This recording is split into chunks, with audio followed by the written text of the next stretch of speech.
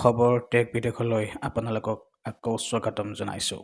আপোনালোকে থাম্বনেইলটো দেখি হয়তো গম পাইছে কোনটো বিষয়ৰ বাতৰি প্ৰকাশ কৰিম।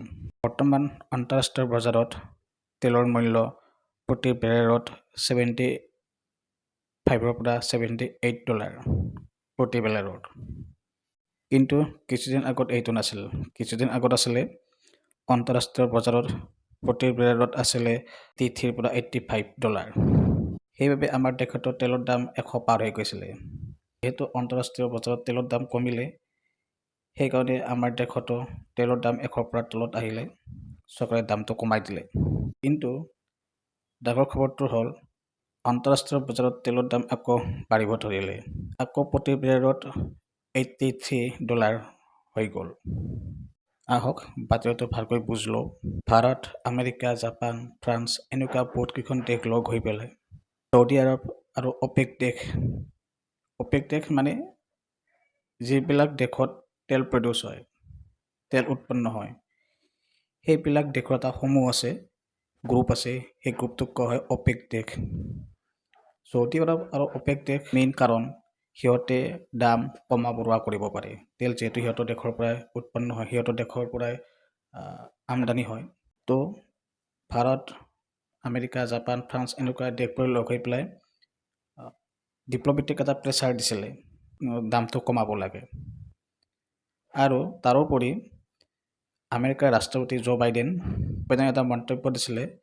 মন্তব্য ঠিক নহয়, ডাইৰেক্ট কৈছিলে অপেক দেশক ছৌদি আৰৱক দামটো কমাবৰ কাৰণে। তাৰোপৰি তেখেতে এটা কথাও কৈছিলে, আমেৰিকাৰ হাতত এনেকুৱা টুলছ আছে যে তেলৰ দামটো সিহঁতে কণ্ট্ৰল কৰিব পাৰিব, দামটো কমাই ৰাখিব পাৰিব। অৱশ্যে আমেৰিকাৰ হাতত সেইটো শক্তি আছেও। আমেৰিকাৰ হাতত আছে ডাঙৰ ডাঙৰ তেলৰ ৰিজাৰ্ভ আৰু ডাঙৰ ডাঙৰ তেল কোম্পানী, যিয়ে ইচ্ছা কৰিলে তেলৰ দামটো কমাই ৰাখিব পাৰে। আৰু আমেৰিকাৰ হাততেই আছে সেইটো শক্তি, যিয়ে ইৰাণৰ তেলটো আকৌ এবাৰ আন্তঃৰাষ্ট্ৰীয় বজাৰত আনিব পাৰে। আমেৰিকাৰ ৰাষ্ট্ৰপতি জো বাইডেনৰ এই মন্তব্যটোতে তেলৰ দাম অট'মেটিকলি আন্তঃৰাষ্ট্ৰীয় বজাৰত কম হৈ গ'ল।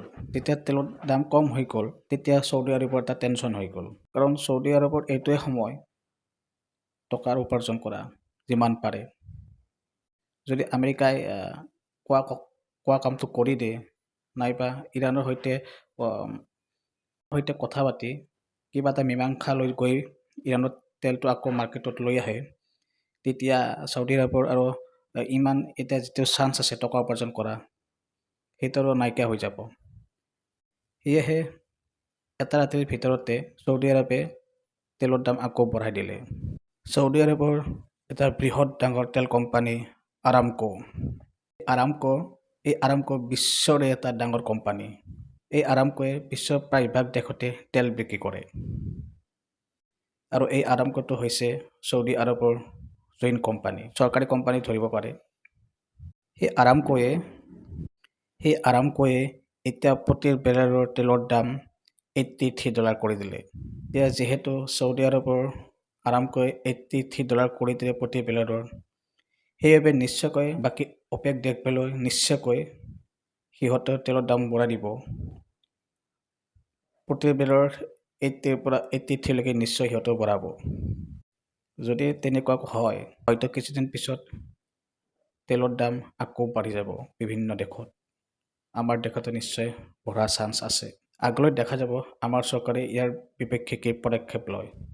তেলৰ দাম বঢ়ায়, এই তেলৰ দাম এনেকৈ কণ্ট্ৰলত ৰাখে, নাইবা দাম কমাই দিয়ে।